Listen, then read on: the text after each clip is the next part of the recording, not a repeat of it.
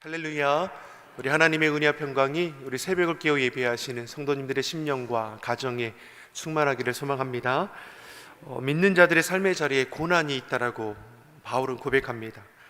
예수님께서도 너희가 세상에서 환난을 당한다라고 했습니다. 예수님을 믿고 주신 사명을 감당하는 자에게는 세상이 주는 환난, 고난이 있다라는 것입니다. 그런데 고난을 당해도 고난의 이유를 아는 자가 있고 고난의 이유를 모르는 자가 있습니다. 그렇다면 고난을 마주할 때에 우리의 반응이 분명히 다를 수밖에 없을 것이죠. 오늘 본문 1절이 우리에게 무엇을 말씀해 주었습니까? 1절의 말씀을 우리 다시 한번 읽어보겠습니다. 무익하나마 내가 부득불 자랑하노니 주의 환상과 계시를 말하리라. 바울은 하나님께 받은 그 환상과 계시가 놀랍도록 경험한 자 아닙니까? 먼저는 핍박자였던 자신을 부활의 주님이 빛 가운데 찾아와 주셨습니다. 3일 동안 눈이 멀어서 아무것도 볼 수 없었고 식음을 전폐했었습니다. 그러한 고통의 시간 속에서 성령의 인도하심을 따라 예비해 두었던 하나님의 사람 아나니아를 만나게 되고, 아나니아의 그 안수기도를 통해서 그 눈꺼풀이 벗겨짐을 통해서 다시 보게 되는 놀라운 은혜를 경험하게 됩니다. 바울은 이전과 이후의 삶의 방향이 완전히 바뀌어지게 되었습니다. 뿐만 아니라 오늘 본문 4절의 말씀을 보면 그가 무엇을 경험했다라고 말씀합니까? 4절의 말씀을 우리 같이 한번 보겠습니다. 그가 낙원으로 이끌려가서 말할 수 없는 말을 들었으니 사람이 가히 이르지 못할 말이로다. 자, 바울이 무엇을 경험했습니까? 낙원, 우리가 얘기하는 3층천, 그 낙원으로 이끌림을 받아 말할 수 없는 말, 사람이 가히 이르지 못하는 말을 들었다라고 지금 간증하고 있는 것이죠. 바울은 하나님의 나라를 경험했습니다. 이와 같은 경험을 하게 되면 우리의 마음이 어떠시겠습니까? 예전에 제가 어릴 때 그 교회에서 간증하러 오시는 분이 많았는데, 기억하기를 자기가 꿈속에서 하나님 나라와 지옥을 경험하고 간증하러 다니는 사람들이 있었습니다. 책도 내어서 얼마나 많이 팔렸는지 모르고 곳곳에 간증하러 다니는데, 물론 나중에 엉뚱하게도 거짓되었다라고 얘기도 하기도 하고 좀 엉뚱한 일도 이르긴 하지만, 이렇게 우리가 뭘 볼 수 있습니까? 만약에 하나님의 나라를 내가 꿈속에서 환상 가운데 경험하게 되었다면 이루 말할 수 없는 은혜이기도 하지만, 반대로 어떤 일이 벌어지겠습니까? 이것이 내 자랑이 되줄 수 있는 거 아닙니까? 한 번도 경험한 것이 아니라 하나님의 은혜와 하나님의 그런 놀라운 영적 체험을 10번이고 100번이고 경험한 사람이 그 마음이 왜 높아지지 않겠습니까? 사도 바울이 여러 환상과 계시를 경험하니 그 마음이 높아질 수 있을 수 있는 것이죠. 그런데 바울은 어떻습니까? 이러한 대단한 경험을 했음에도 불구하고 무엇을 말하고 있습니까? 5절의 말씀을 같이 한번 우리 보겠습니다. 5절의 말씀 같이 보겠습니다. 내가 이런 사람을 위하여 자랑하겠으나 나를 위하여는 약한 것들 외에 자랑치 아니하리라. 내가 이렇게 많은 환상과 계시를 경험했지만 나를 위하여 자랑하지 않는다는 것이죠. 바울에게 자랑은 자기를 구원하시고 놀라운 경험을 하게 하신 오직 예수님 밖에는 자랑할 것이 없다라고 분명히 말씀하는 것입니다. 그래서 바울은 자기를 쳐서 늘 복종한다라고 고백하는 것이고, 왜 바울이라고 자랑하고 싶은 마음이 없겠습니까? 그런데 이러한 헛된 마음들을 십자가에 못 박고 나는 날마다 죽는다라고 고백하여지지 않습니까? 나의 자랑 오직 예수님, 예수님밖에 없음을 사도 바울은 늘 고백하며 그 고백 가운데 살아가는 것을 우리가 볼 수 있습니다. 나의 나된 것 하나님의 은혜로 된 것인데 무엇이 내 자랑이 되겠습니까? 모든 영광 하나님께 올려드릴 뿐이죠. 아멘이시죠? 우리도 그런 은혜로 살아가길 간절히 소망합니다. 나된 것이 하나님의 은혜임을 고백하십니까? 그러면 우리가 주님 앞에 고백하여지는 것이 무엇입니까? 감사죠. 주의 앞에 감사하게 되는 것이고 오직 주님께만 영광 돌리게 될 것입니다. 내가 주님께 쓰임받는 것, 이것도 하나님께 얼마나 감사할 따름입니까? 은혜 찬양 가운데 날 구원하신 주 감사의 찬양이 있습니다. 응답하신 기도도 감사하고 거절하신 것도 감사하고 헤쳐나온 풍랑에도 감사하고 아픔과 기쁨도 감사하고 측량할 수 없는 그 은혜에 감사한다고 고백하는 것이죠. 우리 믿는 자들은 일이 잘 풀리고 계획하는 가운데 하나님의 귀한 일들이 이루어지는 것도 감사하지만 때로는 막막한 문제를 만나게 될 때, 예기치 않은 어려움을 만나게 될 때도 주의 도우심을 우리가 감사함으로 나아갈 수 있다라는 것이죠. 사도 바울은 모든 것이 감사하다고 고백하고 있습니다. 하나님 나라를 환상 가운데 보게 되면 무엇과 비길 수 없는 크신 은혜임을 감사하는 것이죠. 자, 그러니 고난 앞에서 바울이 대하는 자세가 다른 것이죠. 하나님의 그 크신 은혜를 경험하니까 고난을 마주하는 그 자세가 다른 것입니다. 7절의 말씀을 한번 보겠습니다. 7절의 말씀 우리 같이 한번 읽어보겠습니다. 여러 계시를 받은 것이 지극히 크므로 너무 자고하지 않게 하시려고 내 육체의 가시 곧 사단의 사자를 치셨으니 이는 나를 쳐서 너무 자고하지 않게 하려 하심이라. 아멘. 우리가 잘 아는 것처럼 사도 바울에게 무엇이 있습니까? 육체에 가시가 있다는 거죠. 우리는 이것을 질병으로 우리는 이해할 수 있습니다. 그것을 육체의 가시라 표현하는데 정확히 어떠한 질병을 이 사도 바울이 가졌는지는 기록되어 있지 않지만 이는 극심한 고통의 거리였음을 우리는 알 수 있는 것이죠. 이와 같은 육체의 가시에 대해 바울이 무엇이라 지금 말하고 있습니까? 나로 너무 자고하지 않게 하시려고, 나로 자만하거나 교만하지 않게 하기 위해서 주께서 내 몸에 가시를 주셨다라고 고백하고 있는 것이죠. 바울이 받은 환상과 계시가 너무나 크고 놀라운 것이기에 이로 인해 교만해지지 않도록 하기 위해 주신 일종의 제어 장치라 자신이 고백하고 있는 겁니다.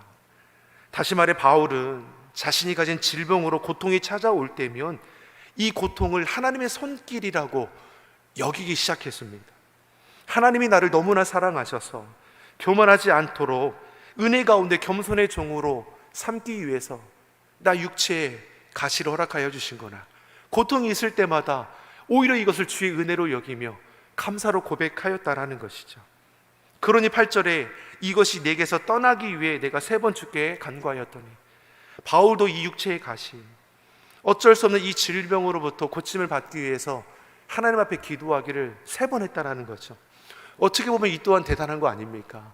우리가 조금만 아파도 문제를 만나도 우리는 어떻게 합니까? 날마다 기도하죠.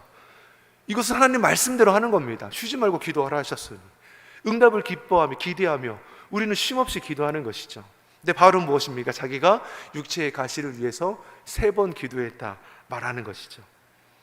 바울은 주의 뜻을 우선함에 있어서 자신의 기도 제목을 그만큼 뒤로 밀어둔 거죠. 3번 기도할 때는 아마 죽고 싶을 정도로 큰 고통 가운데 놓여 있을 때가 아니었을까 생각하게 보게 됩니다. 자, 이때 하나님께서 바울에게 말씀하시죠. 무엇이라고 말씀하십니까? 9절의 말씀을 우리 같이 한번 우리 보겠습니다. 9절입니다. 내게 이르기를 내 은혜가 내게 족하도다. 이는 내 능력이 약한 데서 온전하여짐이라 하신지라. 그러므로 도리어 크게 기뻐함으로 나의 여러 약한 것들에 대하여 자랑하리니 이는 그리스도의 능력으로 내게 머물게 하려 함이라. 아멘. 육체의 가시를 없게 해달라고 3번 정도 기도했는데 하나님께서 그때 응답해 주시는 말씀이 무엇입니까? 내 은혜가 네게 족하다. 하나님 사랑의 하나님이시라 하셨는데 어떻게 이럴 수 있습니까? 라고 생각할 수도 있는 응답 아닙니까? 죽을 것 같은 고통에서 하나님의 도우심을 구하는데 내 은혜가 내게 족하다. 사랑하는 성도 여러분, 우리는 연약한 육신을 가진 자이기에 한치 앞만 보고 살아갈 때가 참 많습니다. 나중을 준비하고 대비한다라고 하지만 결국 우리는 내일 일을 염려하면서 살아갈 뿐입니다. 그러한 우리에게 주님은 내일 일을 염려하지 말라라고 하셨습니다. 너희는 먼저 그의 나라와 그의 의를 구하라. 하나님의 크고 넓으신 뜻을 우리는 감히 헤아릴 수가 없는 것이죠. 그러니 우리로 깨달아 알게 해달라고 우리는 구하고 찾아야 하는 것입니다. 그런데 문제는 우리의 고집도 만만치 않다라는 것이죠. 내 생각과 내 경험에 따라 하나님의 뜻을 판단할 때가 참 많이 있습니다. 그래서 주의 말씀으로는 내가 이성적으로는 이해가 되지만 내 감정적으로는 아멘하지 못할 때가 더 많은 것이죠. 내 은혜가 내게 족하다.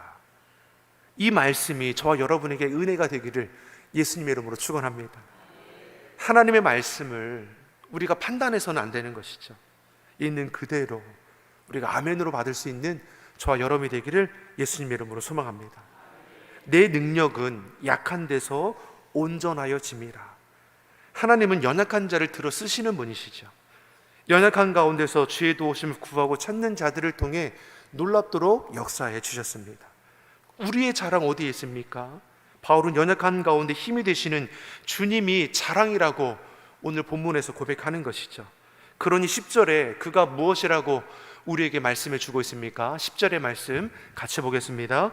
그러므로 내가 그리스도를 위하여 약한 것들과 능력과 궁핍과 핍박과 곤란을 기뻐하노니 이는 내가 약할 그때에 곧 강함이니라. 아멘.